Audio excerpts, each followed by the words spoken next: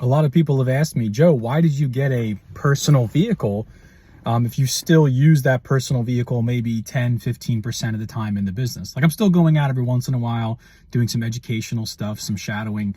So couldn't you technically use that vehicle as a write-off? And the answer is no.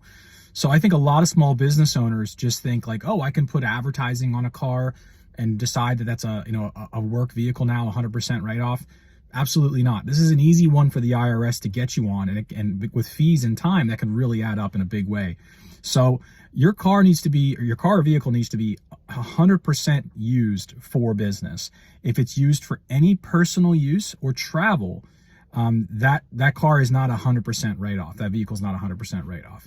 So just, if you're using your car to go on vacation or, travel somewhere, especially if you're putting photos or information to that on Instagram, there's a record of you doing that. And, let's say you've had that car for 5 years.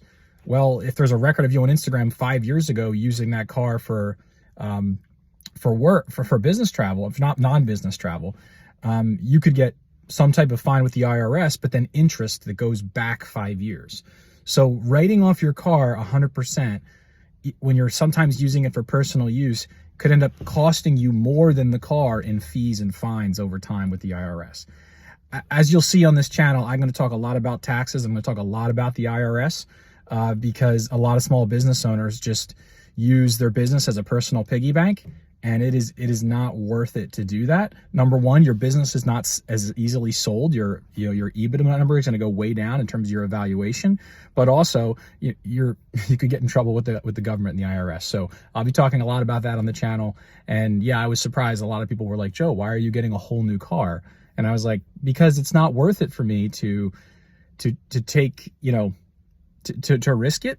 And then also, I'm probably not going to keep track of my mileage. Another thing that you can do is you can write off your personal vehicle for up to 70 cents per mile that is used for business. But that means you need to keep track of your mileage, document it.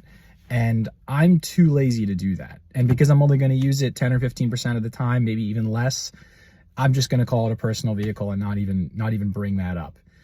Somebody that's a little more thorough than me, maybe that's the play and that's the way to go.